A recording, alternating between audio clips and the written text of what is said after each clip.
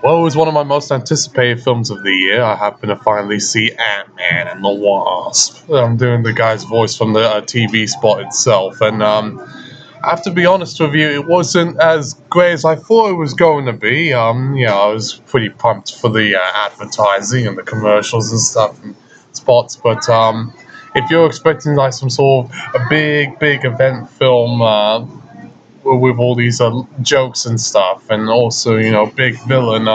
You're definitely not gonna get it. But in terms of humor itself, there was certainly a lot of jokes. It was definitely on points, kind of like Deadpool. You definitely had a lot of well, I wouldn't call double entendres, but like a lot of little snippy, snappy jokes, especially coming from the Michael Pena character who's all like, I remember this one time, man, I'm doing this, he was doing that, you know what I'm saying, and T.I. and the Eastern European man who I thought were good comic relief, and also there's a lot of banter, obviously, from Paul Rudd's character, and Evangeline Lilly, God bless her, she's gorgeous, also Canadian. She also wins the spotlight too. And it was also nice to see Hannah J. Carmen also play a character as well. I know she was recently this year in Ready Player One. She kind of plays like the sort of debt collector. In this one, she plays like a woman with a lost cause. But that also brings me to the point, like the villains. For the sake of the villains, there isn't really a strong villainous character here. I had the same problem that Deadpool 2 had, where there wasn't really any sort of villain you were expecting it to be in the sort of trailers, some sort of slapdash, powerful force. But this isn't Thanos, and this isn't Killmonger. So don't come in expecting that sort of thing. But if you're expecting like some sort of quirky antics sort of thing, you're definitely going to get it. But I wasn't as enthralled as I was with its predecessor, which I saw kind of at the last minute. I saw it a month after it came out, and needless to say, I was very impressed by it, because the whole insect ant thing. You definitely get that with this film, but it lost some of its spark, needless to say. And I also happened to see the sequel just 2 days after I saw First Purge.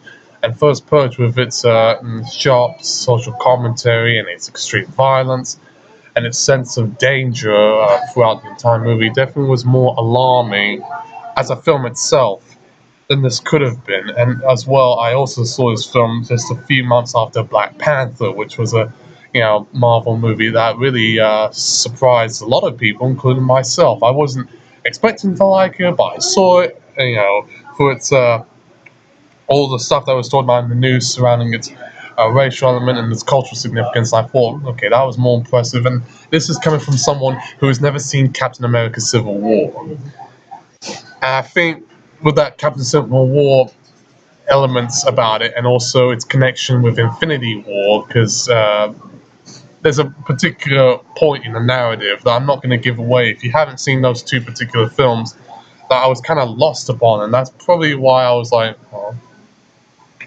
at least with BP, while it is connected to Civil War, and then thereafter Infinity War, it doesn't feel like you have to be tied into the franchise. It actually felt like a standalone, political drama, and given the political climate in it, it actually feels quite relevant. The same I could say with Death Wish remake, despite how controversial that film is. Probably as the alt-right.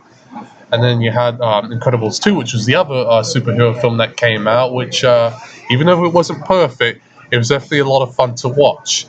And it was a good excuse for everyone to get to see Elastigirl. You want to see her, try to flex some fans, and go and fight them superheroes and stuff. I had to do it. The Southern accent thing. It's gonna be fun.